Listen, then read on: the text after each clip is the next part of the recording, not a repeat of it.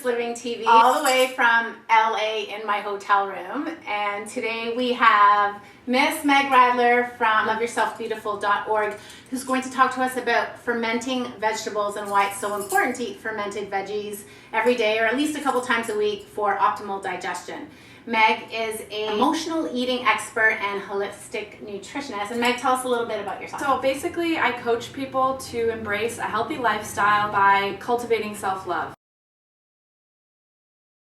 It's so important, especially these days, to learn how to love yourself and respect your body for optimal health. And Meg is certainly an expert at this, so check out our website for more information. Let's tell our viewers what's so important about fermentation and what is fermentation. Fermentation is an ancient way of preserving vegetables. What we're going to be doing today is fermenting cabbage. And we're going to be making a raw sauerkraut. Fermentation is a great way to preserve foods. It was done by our ancestors, but it happens to have a lot of health benefits as well. Cabbage has a bacteria that's naturally present called lactobacillus. It also resides in our gut. We actually pickle cabbage by creating a saltwater brine. Increases the amount of lactobacillus bacteria. That is a good bacteria. We all have bacteria in our body, but typically, especially if you have any health issues, you have more bad bacteria than good bacteria. So this helps to neutralize bad bacteria and help bring your body into a state of homeostasis, which is balance. Exactly, yeah. And it helps you digest other foods. Also, because most of our immune system is in our gut, it actually helps your immune system. Did you get that? Most of our immune system is in our guts. Exactly. So, and it tastes really good too. Yes. I love the taste of it. So first what we're going to be doing is creating a brine. A saltwater brine basically is going to be the liquid that our cabbage is going to be pickling in. So by adding Celtic sea salt to our chopped up slivered cabbage, we're going to be massaging it, which draws out the water, basically sweating the cabbage. And hold that thought for a sec, sorry. Really important you're using a good quality salt, like a Celtic sea salt, not a table salt, which actually has chlorine added to it. Celtic sea salt. Well, tell us about Celtic sea salt. Yeah, this is the best salt. Best salt. You can get at Whole Foods or any health food store now. Exactly. It's got over 80 trace minerals, which are essential for our body's metabolism, for cellular function. It's the only salt that I use, and it tastes really good. A little goes a long way. This is the only thing I use when I'm making sauerkraut or any pickled vegetable. Yeah, something like this costs $5 to $7, lasts you a long time. It has so much flavor that you end up using less than table salt. It really does help to alkalize the body. Yeah, and we're creating a superfood here. We're actually taking cabbage, turning it into a fermented probiotic food, and we're adding a mineral-rich salt, which is just like upping all the nutrients in this food. And we're also going to be adding some dill, which adds really nice flavor and also has minerals and other health benefits, and garlic, which everyone knows is really good for you and tastes good. So it's nature's most powerful antibiotic. Exactly. Okay, let's get started. Because we're in my hotel room, I'm going to be the camera person as well. All right, thank you, Grace. So basically the first thing, you want to get an organic cabbage. I got this at our local farmer's market. You don't need to wash it because I just peeled the outer leaves off. I already did that. So the first thing, we're just going to cut it. And we'll start with this a little bit here. There's a core in here, and you want to get the core out. So I just kind of like go in there. Get that core out. It's really tough, so I don't add that to my my sauerkraut. So cabbage is an excellent food, not only very high in fiber, but it's an excellent food for helping to balance out your hormone levels. Excellent food for cancer prevention. Yeah, exactly. Again, we're basically taking something that's already really good, and you can cut off any weird bits. We're taking an already really healthy food and we're turning it into something spectacular by fermenting it and adding other foods too. And we love spectacular. I love eating sauerkraut with avocado. That's one of my favorite ways of having it, and I'm like addicted to sauerkraut now. And how long does fermented veggies last for? That's the thing. Like I said, this is an ancient way of preserving food. So our ancestors were doing this months at a time. But for me, what I like to do is, I'll show you after we make this and we put it in the jar with the brine. I like to let mine go for 3 weeks because it gets really nice and soft. The longer you let it go, the more bacteria you get, and the more soft and pre-digested the cabbage is going to be.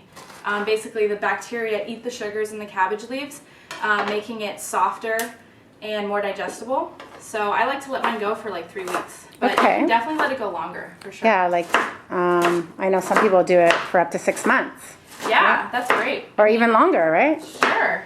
I mean, it wouldn't last that long around me because I eat it like every day. So I just want to show you real quick what I have here are just like, you know, kind of rough, thin slivers. And they're not, it doesn't have to be perfect. Sometimes I just kind of break them up a little bit. And if it's really thick, I'll just kind of chop that up even smaller. So can you only use cabbage or can you use other vegetables? You can use other vegetables, definitely. But you want to use cabbage as your base because the cabbage is what really has that potent lactobacillus. But you can definitely add other vegetables to this. I like to do Brussels sprouts, shredded carrots. And you could definitely layer it as well, right? Oh yeah, sure. You can do whatever you like. This is dill, by the way. Smells great. It adds a really nice flavor. And can you only use dill? No, you can use any herb or spice that you So like. basil, cilantro, Sure. rosemary, thyme. Oh yeah, cilantro is really good. I've used that. Fresh though, of course. Yes. You don't want to use dried. And why don't you want to use dried? Just because, well, we're starting with fresh material, so just keep going with fresh. We just want it to be small enough so that the pieces are going to be breaking down. Like I'll show you when I start massaging it. It's gonna. All this volume is gonna go down from the salt. So now I'm just adding garlic, and you don't have to go super small or anything. I like to do big chunks of garlic in my sauerkraut. So garlic is amazing for boosting your immune system, and in combination with your fermented veggies, you're getting an extra dose of superfoods to help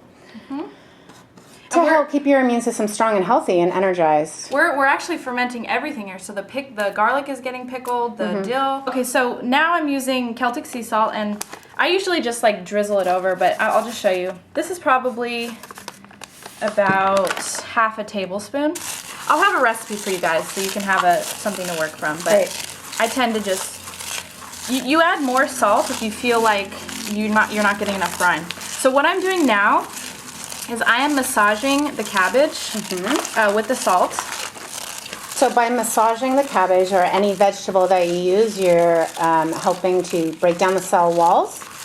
Is that correct? You're helping to sweat out the cabbage? Yeah, so what we're doing is, if you remember in chemistry class, water follows solute. So we created a salty solution on the outside of the cabbage, and I'm basically just massaging the salt into the cabbage leaves, and then liquid is actually leaving the cabbage. So eventually you'll see that all of that volume that we had is going to go down. And at the bottom of this bowl, we're going to have a liquid solution. That's just water from the cabbage. I don't add any water to get the brine. It's basically just from massaging it. It's getting a nice green color from that dill. It smells really good too.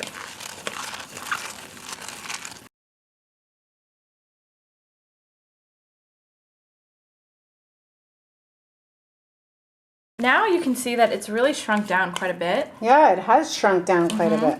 So, plus you can see that there's water coming out from the cabbage leaves. I'm going to add a little bit more salt. Sweaty cabbage. Sweaty indeed. Sweaty cabbage.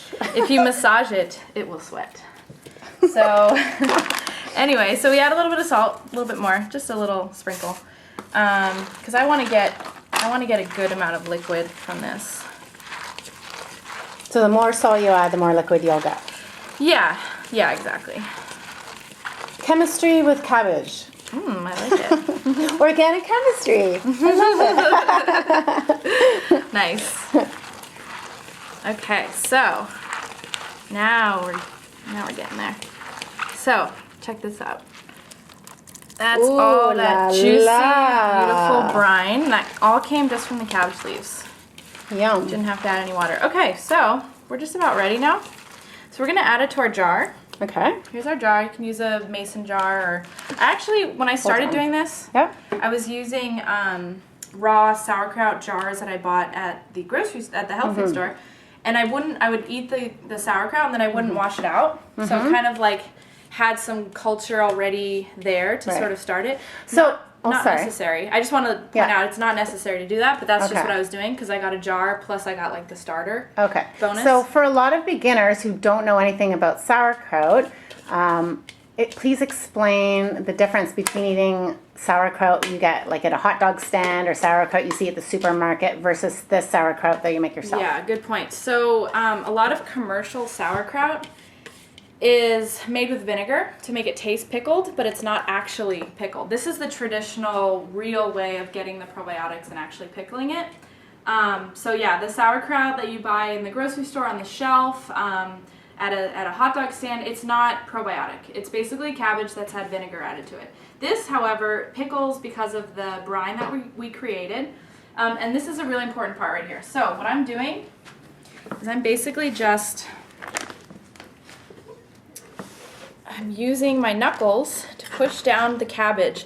I'm creating an anaerobic environment here. Anaerobic cabbage. Right, because the bacteria love an anaerobic environment. That's how they're going to start eating the sugars on the cabbage leaves and creating that lovely bacteria, creating more lactobacillus bacteria that's going to help our guts so much. Well, what does an anaerobic environment mean? So no oxygen. Okay. So that's why I'm pushing it down, because I want, here's a great saying in the pickling world to have, under the brine you'll be just fine. So here's our brine. Under the brine, you'll be just fine. Exactly.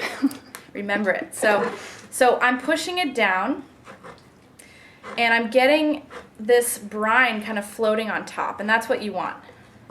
You don't want there to be any, you don't want there to be more cabbage than liquid. So that's why I added more salt, and you can add water, but you want to make a brine first. So you would like heat up your water on the stove with your Celtic sea salt, maybe start with like 2 teaspoons or something, and then you can add it. If, let's say, you've added a ton of vegetables and you don't have enough brine just from the cabbage. Mm-hmm. So we're ready. I mean, we can add more cabbage, but this is just to give you an idea.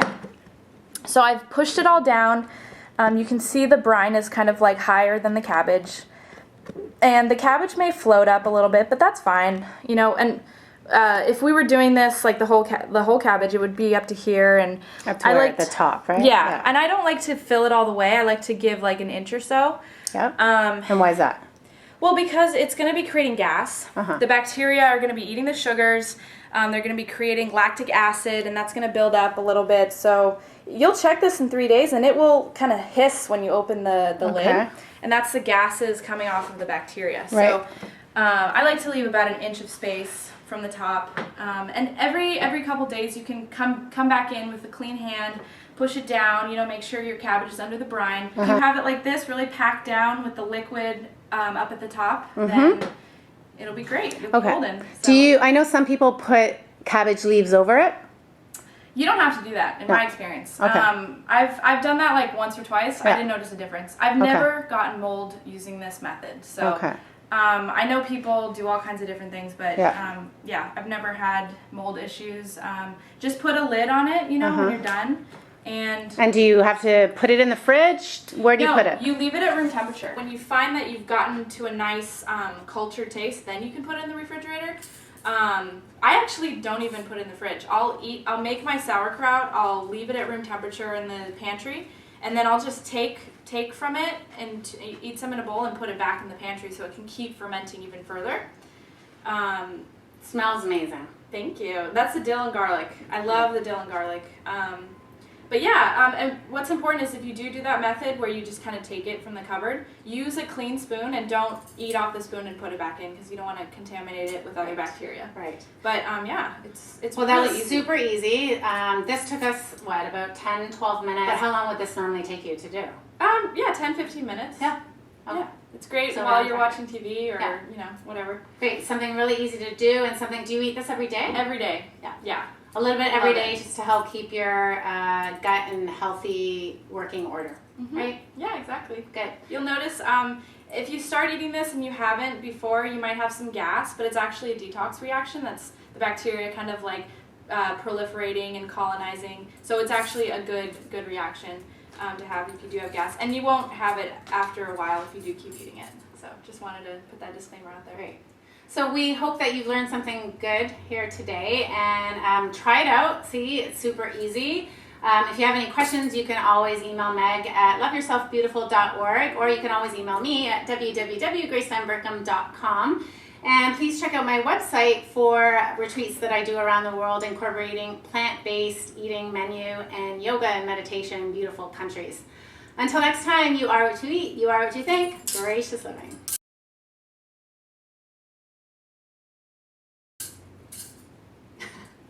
Didn't need to add that. You can cut it right at the wave. Bye.